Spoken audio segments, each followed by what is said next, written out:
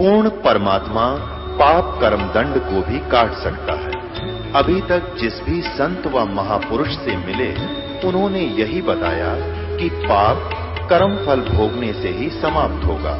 वो प्रभु कौन है जो पाप कर्म को काट देता है, वो काल के बंधन से छुड़वा देता है। उसका क्या नाम है, पूजा की विधि क्या है?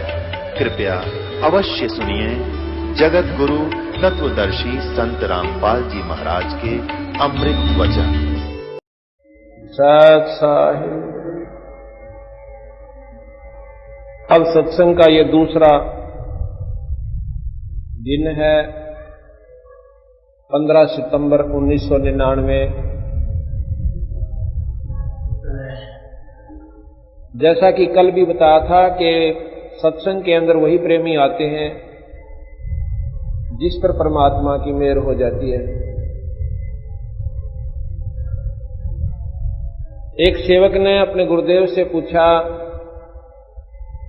ए गुरुदेव, हमें इस बात की जानकारी कैसे हुआ कि भगवान हमारे पर प्रसन्न है?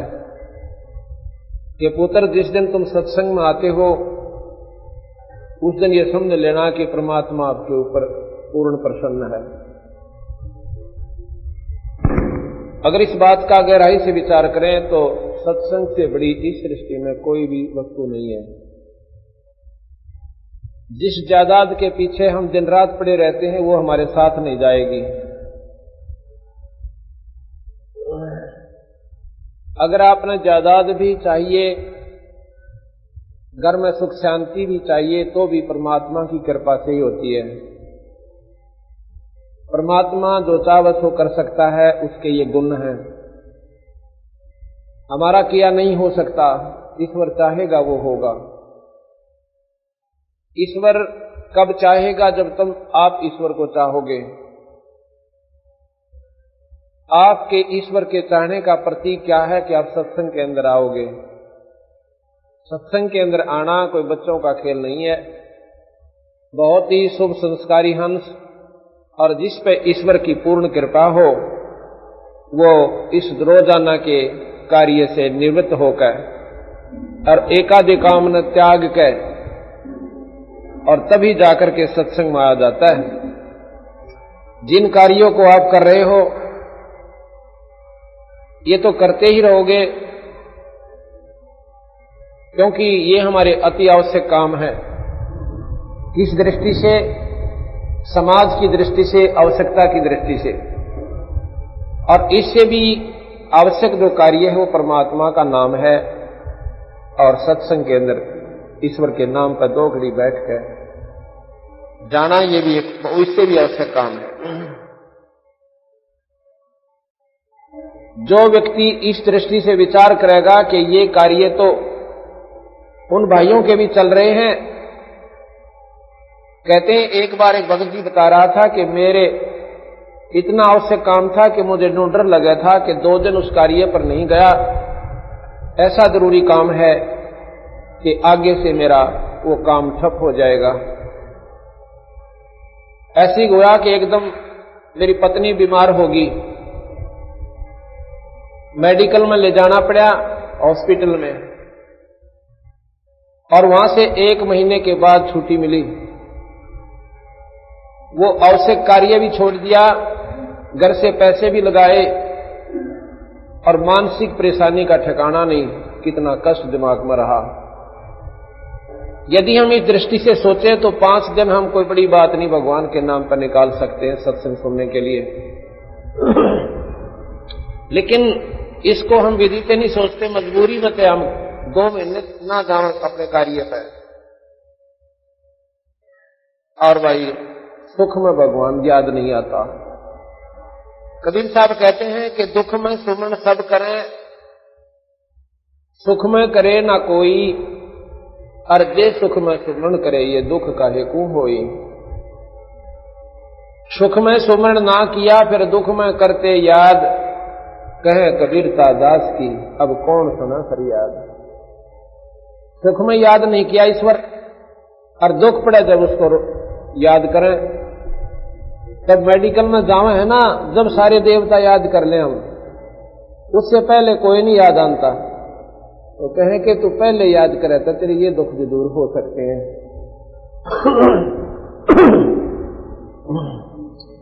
तो आज जो हमने कल आपको बताया था कि आज हम आपको एक अनमोल कथा सुनाएंगे जो आज तक आपने सुनी नहीं थी,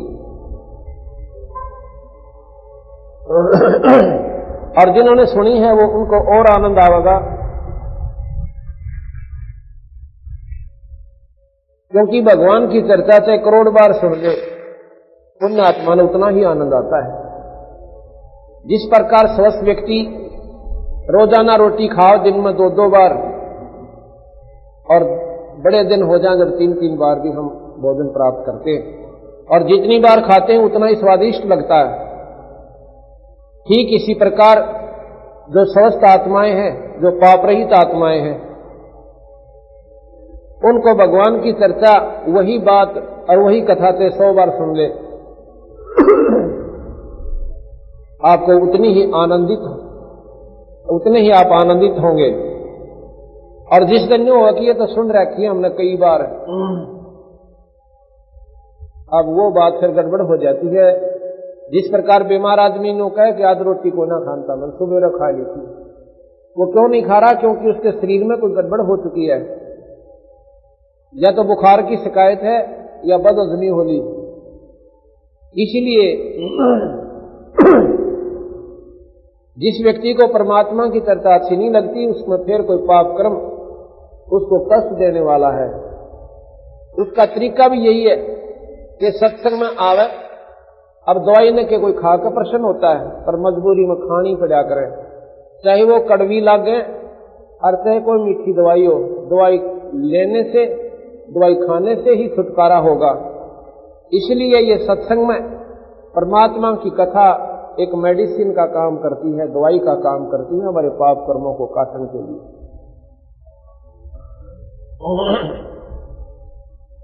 जैसा कि कल बताया था आपको कि हम कितने दुखी हैं यहां पर।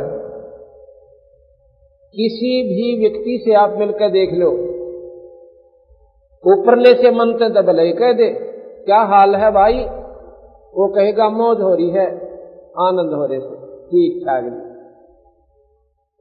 जैसे कोर्ट के अंदर कचहरियों में जब 2 रिश्तेदार मिलते हैं, और मिलते ही एक स्वाभाविक हमारी आदत बन गई, और जी सुनाओ क्या हाल है, वो प्रति उत्तर देता है हाथ मिला के, बस मौज हो रही है, सब ठीक ठाक।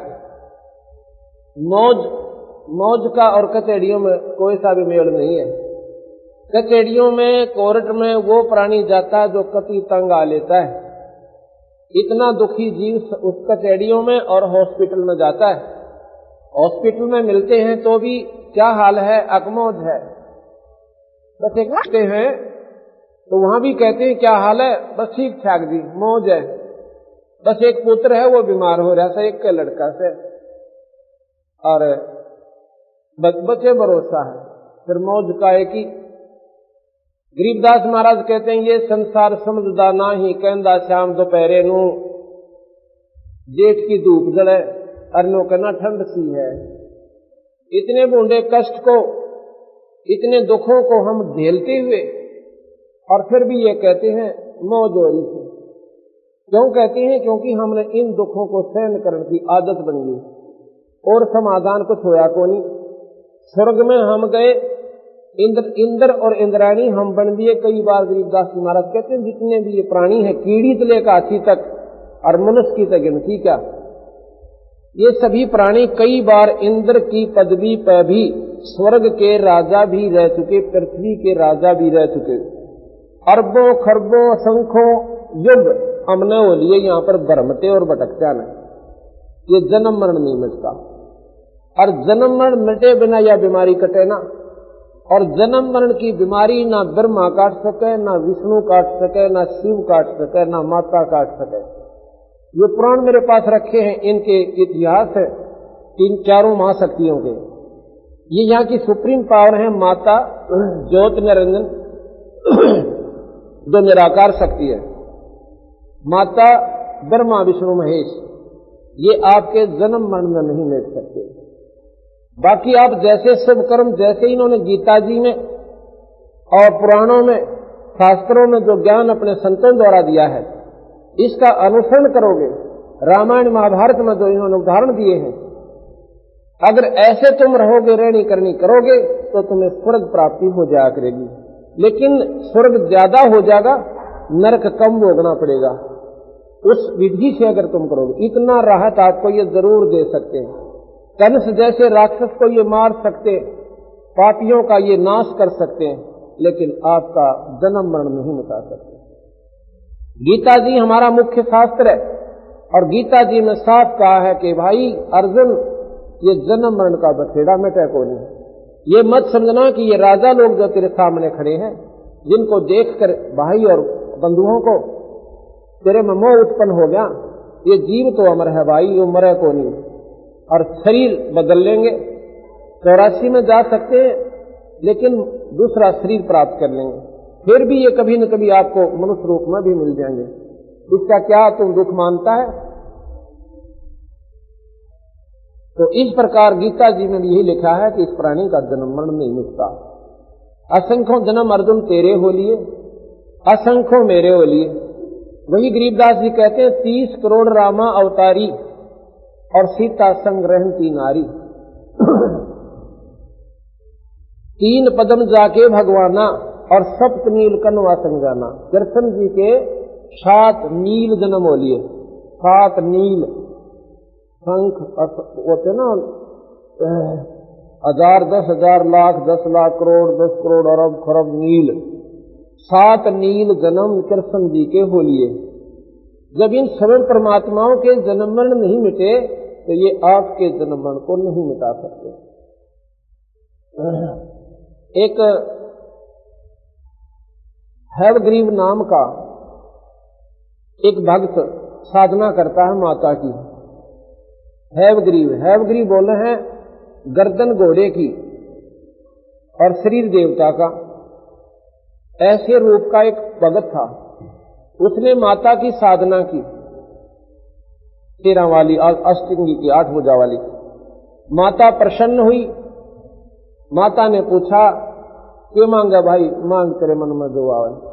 अकमाई, मैं मरूं को ना, मैं मरूं नहीं, मुझे ऐसा वर दे। नो बोली भाई, इसने छोड़ के और मांग ले, इस पृथ्वी अपने राज से ये राज दूं, और भाई और कुछ जावे तो वो ले ले, लेकिन जन्म और मरण ये खत्म यहां प्राणी का नहीं हो सकता। जो पैदा हुआ है वो मरेगा, और भाई जो मरा है उसका वो पैदा जरूर होगा। शरीर की भिन्नता हो सकती है कर्म अनुसार, मनुष्य लग 84 कुत्ते गधे सुअर भी बन सकते हैं, लेकिन ये हमारे बस का नहीं है। और गरीबदास जी महाराज क्या कहते हैं कि उत्पत्ति प्रलय मेटू खानी, ये जन्म मरण की बीमारी तुम्हारी मैं मिटा सकता हूं।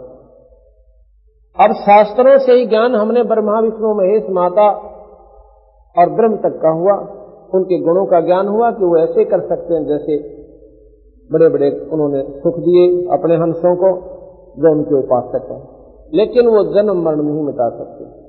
ये नियम है यहाँ का। और बंदी छोड़ का नियम है कि आपके जन्म मरण न मिटो। और कहाँ ले जाऊं?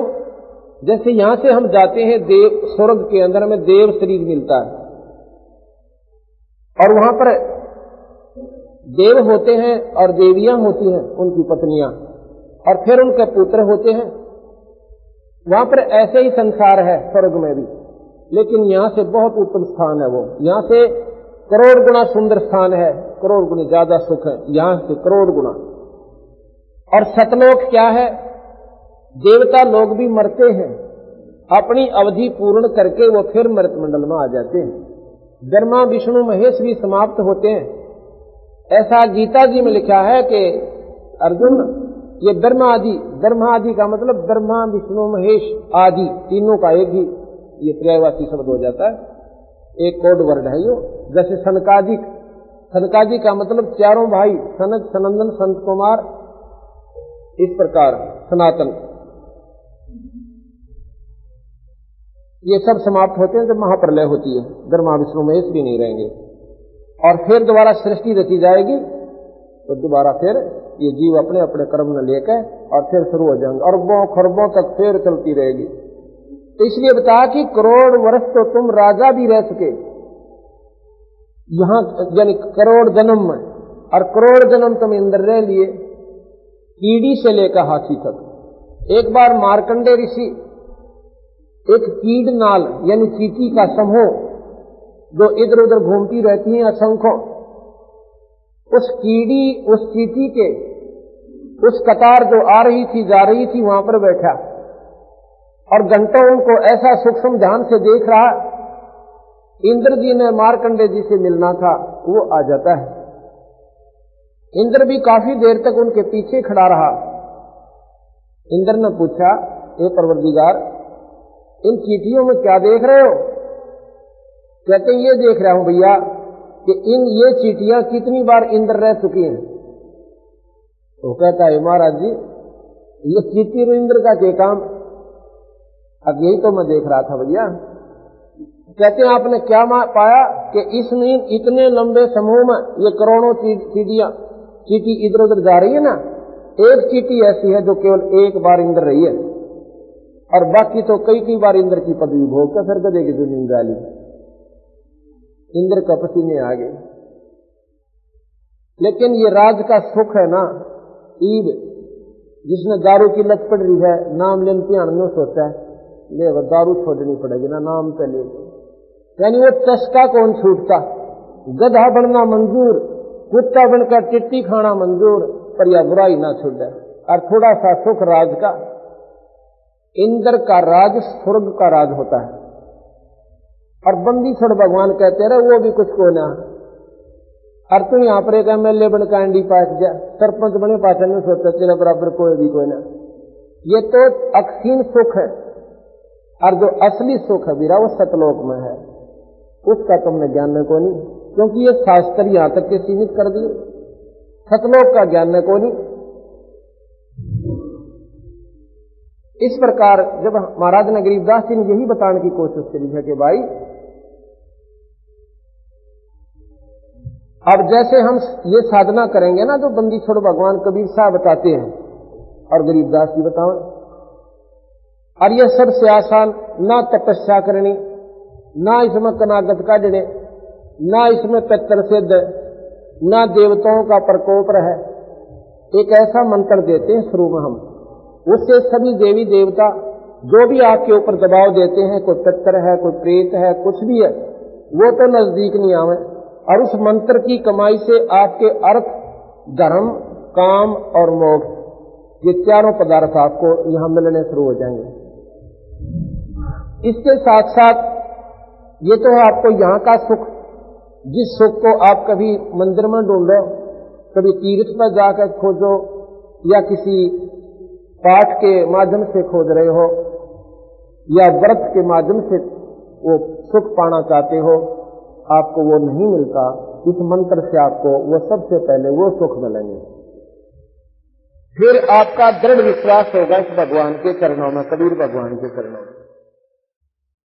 ये पूर्ण परमात्मा है कबीर साहब, पूर्ण ब्रह्म है, अनंत कोटि ब्रह्मांड के भगवान है। और फिर हम यहां से इस साधना को करके एक नाम का जाप करना बस, और नाम के ही जाप से स्वर्ग जाया जाता है। और नाम के ही जाप से आप किसी भी विष्णु जी के जाप कर रहे हो तो विष्णु लोक में, और शिव जी का जाप करते हो तो शिवलोक में, उनका जाप करोगे ओम मंत्र तो ब्रह्मलोक में। उसके बाद अपने पुण्य खा के फिर वापस नरक भी भोगना पड़ेगा आपको। बंदी छोड़ भगवान कहते हैं जो हम मंत्र देंगे सतनाम, वो सतनाम का जाप करना होता है। कई अनजान कहते हैं कि सतनाम तो सतलोक को कहते हैं, तो तेरा बोला ये सतनाम अलग चीज है, सतलोक वो स्थान है, और सतनाम के द्वारा स्थान पर जाया जाता है। तो इतने अज्ञान हमारे अंदर घर कर चुका है कि हम यथार्थ भक्ति का पता ही नहीं रहा। तो इससे हम कहां जाएंगे? सतलोक चले जाएंगे।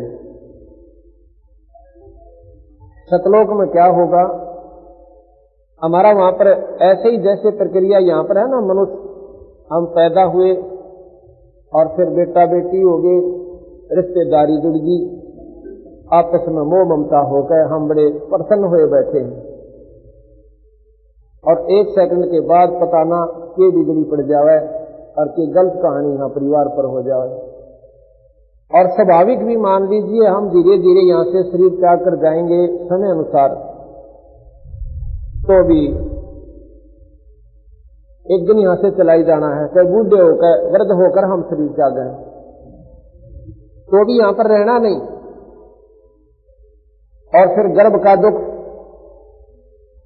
और फिर तपक शिला के ऊपर जो निरंजन भून कर खावा हमें वो दुख।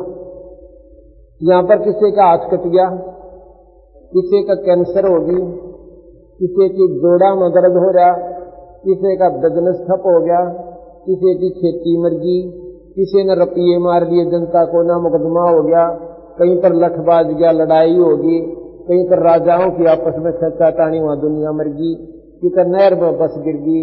यानी इतने मुंडे कुकर्म के लोक में, इतने गंदे लोक में हम इतने राजी हुए बैठे। और सतलोक में जो प्राणी चला जाएगा उसका दोबारा मरण नहीं होगा। देख कमाल की बात, ये भी तो शास्त्र, उसको पढ़ कर देखो। उन्हीं शास्त्रों को हमने सत्य मान लिया और इसको हम मानते नहीं। क्यों नहीं मानते? जब तक नहीं मानते जब तक इसकी जानकारी नहीं होगी। तो हम वहां सतलोक में जाएंगे, वो लोक कभी नष्ट नहीं होता, उसमें गया हुआ प्राणी मरता नहीं दोबारा, और वो ऐसा शरीर मिलता है ना उसमें कष्ट होता है, ना वहां पर कोई दुख होता है, ना उसमें रोग लगे, और ना ही कोई मरे प्राणी और परिवार नो के नो। जो एक बार यहाँ की कमाई करके और सतलोक जोगी अधिकारी जो प्राणी हो जाता सतनाम का जाप करके। सतनाम सतनाम ये जाप नहीं है कदे घर न जाकर तुम आपको करने लग जाओ सतनाम सतनाम सतलोक चले जाएंगे, नहीं। वो सतनाम एक सच्चा नाम है। उस सच्चे नाम, वो नाम और है, वो केवल गुरु देता है। जिस गुरु को सतनाम का ज्ञान है उसने उपलब्धि कर रखी है उस सतनाम का, और उस कनेक्शन जोड़ लिया उस ईश्वर ने, वो फिर अपने कनेक्शन से आपको कनेक्शन देगा और तब आपकी कमाई शुरू होगी उस नाम के जाप से। इसके बाद आपको फिर सारनाम दिया जाएगा, और सारनाम के बाद जब आप निर्गुण उपासना के अधिकारी हो जाओगे वो मार्ग बताया जाएगा, तो आप सतलोक चले जाओगे। दूसरा, सतनाम जाप करने वाले सारनाम प्राप्त प्राणी का दोबारा जन्म 184 का नहीं होगा। जिसको सतनाम सारनाम प्राप्त हो गया वो 84 में नहीं जाएगा, मनुष्य शरीर प्राप्त होगा।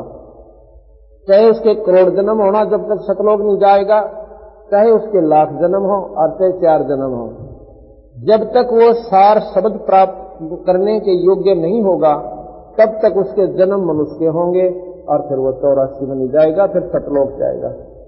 इतना इस सार सतनाम और सारनाम प्राप्त प्राणी को एक अनमोल अवसर, अनमोल लाभ उसको प्राप्त होगा। अब यहां पर आप देख रहे हो एक बहन मिली मेरे को गांव में, वो 60 के करीब आयु हो रही है उसकी। अब ऐसे ही मैंने बताया कि भाई यहां पर तो घने दुखी हो रहे हैं हम, यहां पर जीवन जान कुछ नहीं है इस प्राणी का। अपनी बुद्धि से देखा देखी, जिसके 4 लड़के थे एक मर गया, वो नो सब्र कर ले है कि ऐसे फलाने व्यक्ति का एक का लड़का था वो मर गया, वो भी तो दिन काटते से हम भी काट देंगे। जिसका एक ही पुत्र था, पहले पति मर गया, फिर पुत्र की आस बनी ये भगवान यो ठीक ठाक रहे, और वो भी फिर मर गया, वो बच्चा भी उसके सामने मर जाता है उस औरत के सामने। अब विचार करो, जिसकी 50-60 साल की आयु होगी, पति मर चुका है और जिस पुत्र के ऊपर उसने सारा जीवन न्यौछावर कर रखा था, और वो पुत्र भी मर चुका है। अब वो बेचारी अपने जीवन में किस प्रकार काटेगी? अपनी छाती पर हाथ धरकर देखो आप, अगर उस माई की स्थिति में आप हो तो इस संसार को आप क्या कहोगे? इसको धोखा, पर ये धोखा किया किसने? पहले तो आस लगाई कि तेरे बेटे हो जा, ये पुत्र तुम्हारा है, ये परिवार तुम्हारा है, ये रिश्तेदारी तुम्हारी है। फिर कहा ये जायदाद तेरी है और अब तू मौज मार, और मौज का यहां पर सांस भी को ना। तो इतने गंदे कष्ट में हमारे को किसने डाल रखा है? जब हमारे शरीर का भरोसा नहीं शाम से पहले, इस सांस का भरोसा नहीं कि बाहर गया कि अंदर आवे कि ना आवे।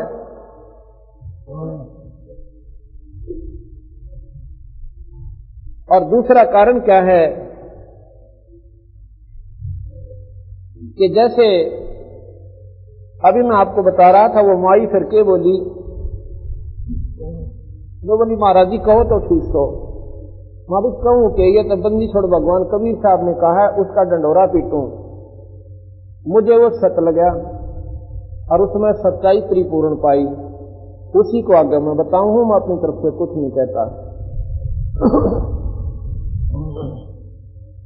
तो वो कहने लगी जी क्या हुआ कि मैंने अपने लड़के को, जो 4वीं 5वीं क्लास में पढ़ता था, सुबह नवा धोवा के तैयार किया और रोजाना स्कूल में जाते थे साइकिल लेकर। 6वीं क्लास 5वीं क्लास में पढ़ता था। दो साथी जा रहे थे कि रास्ते में एक ट्रक से, इतनी देर में मैं रोटी खाने लगी थी। बच्चे स्कूल में भेज दिए, मैं अपना खाना बनूकर कपड़े धोकर रोटियां खान की खातिर बैठी थी और एक गिलास तोड़कर मुंह का निकराया था। इतने में उसका साथी आकर कैसे ताई ताई, कहा भाई क्या बात है? लोकन जो थोड़ा रो पड़ा, अरे तुम बात तो बता। वो टूटता गया सूट हाथ में नहीं रहा मेरे। कैसे ऐसे हम दोनों जावे थे और एक ट्रक वाले ने ऊपर ट्रक चढ़ा दिया, मेरा भी साइकिल टूट गया और भाई तो ऊपर का उतर गया। अब नो निकाह क्यों मर लिया, पर वह बेचारी नो का जी मेरी कुंडली कीता है और दूसरी कीता है। और वहां से 1 किलोमीटर की दूरी पर वो स्थान था। जिसने पता लग गया वो भी गेल बाज लिए। क्या हो गया? उस लड़के ने उनको बता दिया कि भाई को ऊपर गटर से उतर गया। वहां जाकर देखे उसमें कुछ भी कोई ना, टक्कर मारी जाकर धरती में बेहोश होगी और कई महीने आते मैंने सोची नहीं रही, मैं पागल होगी, रो रो कहां सुझा ली। पहले उस बच्चे का ऊपर पूरा जीवन आश्रित था, अरे उसमें अब मैं क्यों कर जीवन काटूं। तो कहती है जी अब के बसाई, रो पीट कर भी छिक ली, कुछ पार बसाई को ना। तो बंदी छोड़ भगवान कहते हैं यहां पर तुम्हारे साथ ये सलूक असंख्यों बार हर प्राणी गेल हो लिया। इसी कारण हमारा दिल धड़क धड़क करता है, कोई माड़ी सी भी गलत बात कहीं सुन लेते हैं। तो ये किसने किया? ये ज्योत निरंजन भगवान ने कर रखा हमारे साथ अपने स्वार्थ के ताई। एक उसने गलती करी थी और उस गलती का दंड गेला हमने भोगना पड़ रहा।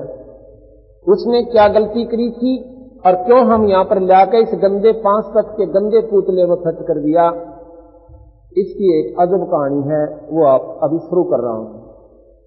गरीबदास जी महाराज कबीर साहब ने आकर एक यही निर्मल ज्ञान दिया है, न्यारा ज्ञान दिया है। ज्ञान तो वो भी ठीक है, गीता जी में, वेदों में, शास्त्रों में, पुराणों में, भागवत में, लेकिन वो ज्योत निरंजन से बाहर का ज्ञान नहीं है। ज्योत स्वरूपी भगवान तक ही ज्ञान है। इससे ऊपर महाराज ने ये भी ज्ञान दिया और इससे ऊपर का भी दिया। इस प्रकार हम जब ये बात सुनते हैं, मैंने तो यह कथा जब सुनी ना, क्योंकि शास्त्र भी पढ़ रखे थे और गीता जी भी खूब पढ़ा करता मैं, और बचपन से ही मैं हनुमान चालीसा करने लग गया था। 4वीं कक्षा से ओम नाम का जाप करता था, 7 बार हनुमान चालीसा किया करता था। और 12 वर्ष लगातार मैं सालासर गया एक मंदिर में हनुमान जी की उपासना के टाइम, जो वहां का उत्तम मंदिर था। मंगलवार का व्रत मैंने कभी नहीं छोड़ा जब तक ज्ञान नहीं था। और फिर नाम लिया, सतगुरु का ज्ञान हुआ, जब अंधेरा हटा कि ये व्रत और ये हनुमान की पूजा हमें कोई लाभ नहीं देती। अब ये बातें जब शुरू में मैंने सुनी थी तो मेरा भी दिल एकदम ऐसा धड़का कि जो ये व्यक्ति बता रहा है ये मैंने पागल नजर आ रहा है। ये तो मूर्ख है, इसने काहे का भी ज्ञान नहीं। ये तो हनुमान जी की उपासना को भी ये नकारा कर रहा है। ये तो वो कहते हैं नास्तिक है, मेरे मन में अपने आप कल्पना उठे, पर मन में ये जिज्ञासुता कि आगे सुनिए क्या बताना चाहवस है। फिर उसने बताया कि आप कबीर सागर पढ़ कर देखो। अब इन शास्त्रों का ज्ञान मुझे था ही, क्योंकि आस्था भगवान में थी बचपन से ही। जब कबीर सागर पढ़ा ना, और फिर गरीबदास जी का ग्रंथ साहिब पढ़ा, फिर तो भाई अपने आप चांदना हो गया। कैसे हो गया? कहते हैं एक दो भाई थे सेठ, और छोटा भाई मर जाता है उस सेठ का, उसका दो बच्चे थे। क्या हुआ, उस सेठ की जब 13वीं होली, महीना हो लिया, तो उसकी मां कहने लगी उन बच्चों की कि भाई तुम अपने ताऊ जी के पास जाओ, और मेरे पास ये कुछ लाल रखे हैं 2-4, इनको ले जा बेटा। और ताऊ जी ने कह दे तेरे ने कि हमारा बिजनेस में हिस्सा कर ले, व्यापार में पैसे तो है नहीं भाई, ये लाल मेरे पास है, इनको दे दे। दोनों भाई उस मां के द्वारा दिए गए लाल की वह पोटली सी लेकर और ताऊ जी के पास गए। कहने लगे ताऊ जी ऐसे ऐसे हमारा पिताजी तो रहा कोनी, और हम बच्चे हैं, मेरी मां कहती है कि अपने ताऊ जी के साथ बिजनेस व्यापार कर लो। अब ठीक है बेटा, या कौन सी बात है, मत आपका कहने में हो रहा था, पर न सोचूंगा थे माई बोले तेरे पिताजी की। अब जो तो ठीक था, पर वो होली जाली मेरी मां ने कहता है भाई रोटी करे बिना तो काम ना चले, करे बिना काम चले को ना, बिजनेस को धंधा करना ही पड़ेगा। और फिर न्यू कहती है कि हमारे घर पैसे को ना, ये लाल से मेरे पिताजी के समय के दरे हुए मेरी मां के पास थे, ये आप ले लो और हमारा व्यापार में हिस्सा कर लो। उसने देखा वो उल्टे डाल दिए, अगले बेटा इन्हें ले जाओ, ये तो कीमती चीज होती है ना, हाँ, इसको फिर अपना धन सहित अगर रखा जब एक बात से। और मेरा विदेश में जहां हम जाते हैं ना दूसरे राज्य में, वहां पर उधार चला है, कितना पैसा माल ले आवांगे, कोई दिक्कत को ना, आप चलो मेरे साथ। उनको साथ ले गए दूसरे राज्य में, काफी दूर जाकर वहां पर उन बच्चों को व्यापार का लेन देन सिखाया। जा बेटा वहां से इतने पैसे का ये भुगतान करके आओ, वहां से इतने चने खरीदो और वहां से उसको इतने पैसे दो, उसको आधे देना, उसको सारे दे देना, वो आधे में मान जाएगा। ऐसे ऐसे फिर क्या किया कि ये ले, एक लाल ले जा बेटा, उस सेठ से जो हमने लिया है ना 50,000 का सामान, उसको ये लाल दिया, ये हमारा गिरवी रख लेगा और आके अपना छुटवा लेंगे। अच्छा पिताऊ जी।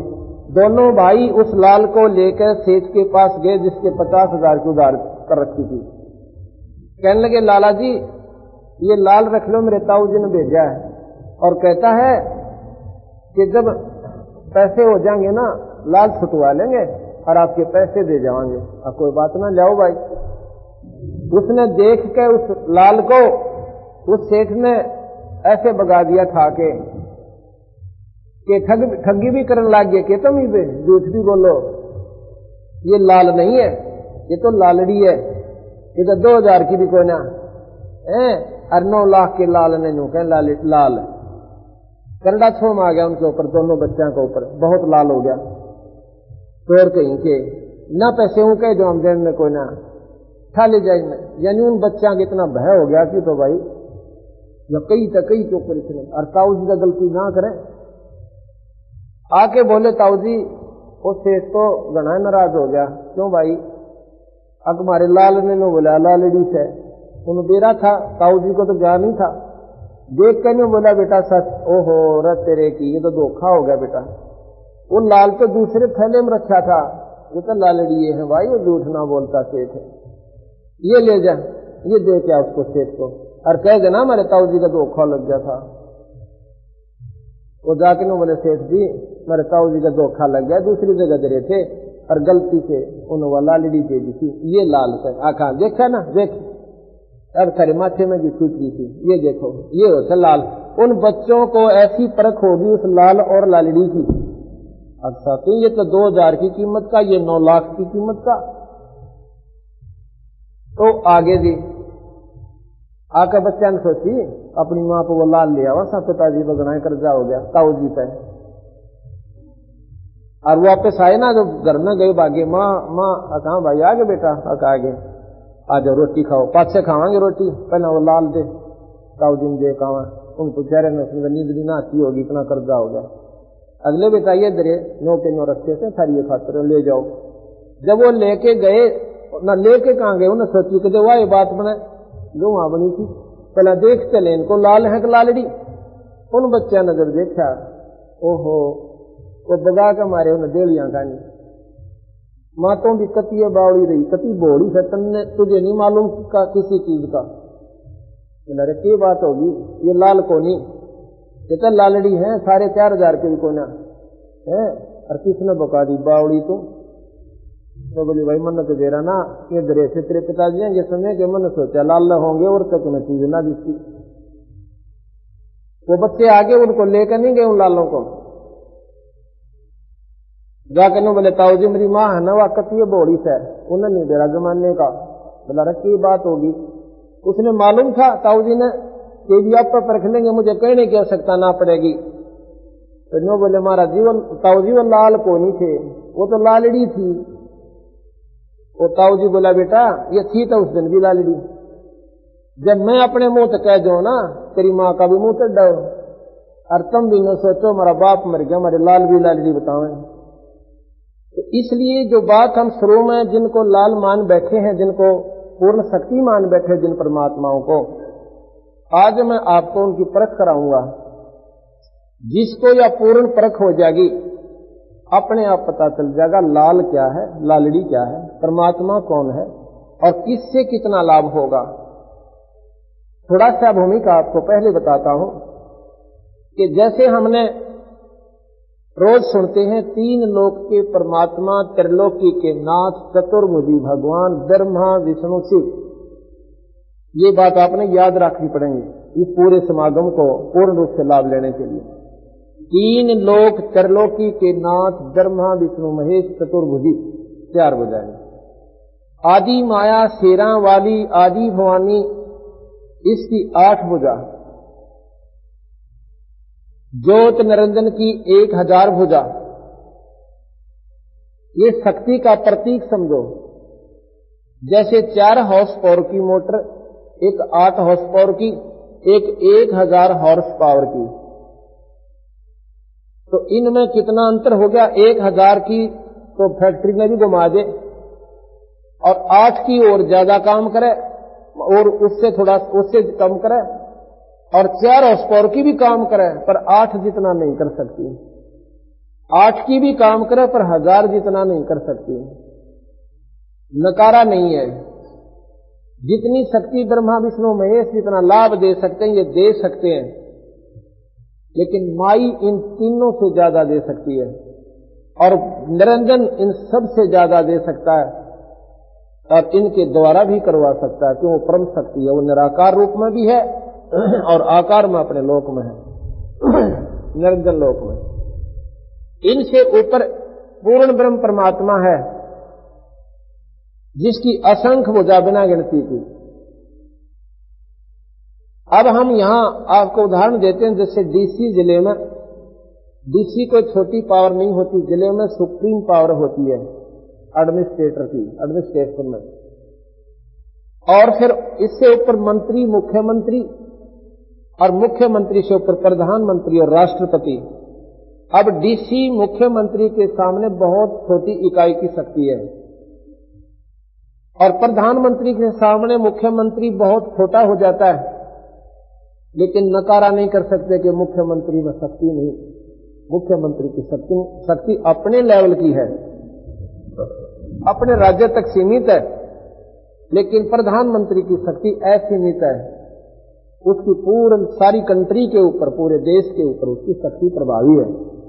इसलिए प्रधानमंत्री राष्ट्रपति से संपर्क जो करेगा उसको पटवारी से लेकर और मुख्यमंत्री तक का राज्य में लाभ प्रधानमंत्री से आप ले सकते हो। इसलिए कहते हैं एक साधे सब सदै सब साधे सब जा परमाणु सीख मूल को फल को लेगा। अब वहां से मिले क्यों कर प्रधानमंत्री से अब मिलाने वाला मिले। अब प्रधानमंत्री से लाभ कब मिला है? जब हमें उसे कोई मिलाने वाला मिले। प्रधानमंत्री से भौतिकवाद में मिलाने वाले को सिफारशी कहते हैं। प्रधानमंत्री का खास आदमी, उसको सिफारशी की संज्ञा दी जाती है। और आध्यात्मिकवाद में उसे पूर्ण परमात्मा सत्पुरुष से मिलाने वाले को गुरु कहते हैं। सतगुरु, गुरु और सतगुरु, उस पूर्ण परमात्मा से मिलाने वाले को गुरु सतगुरु दोनों संज्ञा से जाना जाता है। तो इसलिए वो पूरा गुरु मिले। पूरा गुरु कौन? जैसे पूरा सिफारशी, प्रधानमंत्री का सिफारशी पूरा सिफारशी है। उससे मेल हो पाछे मुख्यमंत्री भी उस काम में कभी नहीं नाच सकता जिस काम में प्रधानमंत्री चाहेगा जलते हैं। मुख्यमंत्री ना चाहते हुए भी करेगा उस काम में। तो अब हम आपको वो परम शक्ति का जानकारी देंगे कि किस लिए तो हमने इस गंदे लोक में आना पड़ा और क्यों ये दुख उठाने पड़े और किसने हमारे साथ ये धोखा कर रखा है। आज हम राजी प्रसन्न कर रखे हैं कि ये तुम्हारे माता पिता, ये तुम्हारे पुत्र, ये तुम्हारी पुत्री, ये जमाई, ये मामा, ये साला, और एक सेकंड के बाद मेरा शरीर छूट जावा, मैं गधा बन जाऊं और ये मेरा कुछ भी को नहीं। इन बातों को जब विचार करोगे तो यह बात बंदी छोड़ वाली आपको पूर्ण समझ में आवेगी। जब भक्ति करनी है तो यह करके देखो। जो सुख आपने चाहिए वो इनसे लेकर देखो। अगर साल भर आप इस उद्देश्य से कर ले देखेंगे बंदी छोड़ भगवान हमें कितना सुख दे सकते, क्या साथ देते हैं। इस उद्देश्य से एक बार करके देखो। आप जहां तीर्थ और व्रत कर छक लिए और गीता जी के पाठ कर आप तंग पा लिए और दुख में होके नो खड़े सिर पर। अब इस जाप को और इस पाठ को आप फेर करके देखो नए सिरे पर, और एक वर्ष में आप फिर अपनी घर में सुख देखना। और यहां पर हम आपको गिनवा जाना उन जितने सुख इस भगवान कबीर साहब की शरण माए पास प्राणियों को हुए हैं। जो नए व्यक्ति हो उनका तो कतई यकीन नहीं हुआ है, वह तो नो कहें 100 की 100 झूठ बोल रहे हैं ये। और यहां पर वो व्यक्ति भी आए हुए हैं जिनका सुख हो रहे, उनसे मिलकर देखियो। वह कोई हमारे रिश्तेदार ना हमारी ओर बोलेंगे, और जिसका सुख होगा वह ठोक कर कहेंगे कि पहले मैं माता भी धोख्या करती, कनाकत भी काटा करती, और सारे बार निर्भीतर लिया के दरे ढके करा करती, और दुख न्यो के न्यो थे। और इस बंदी छोड़ की शरण में वो हालत, वो सुख हो गया केवल एक परमात्मा के नाम का। इसलिए कहते हैं एक का साध्य सब सदा भाई, सब साध्य सब जा, और माली सूत से मूल को तो फल फुलेगा।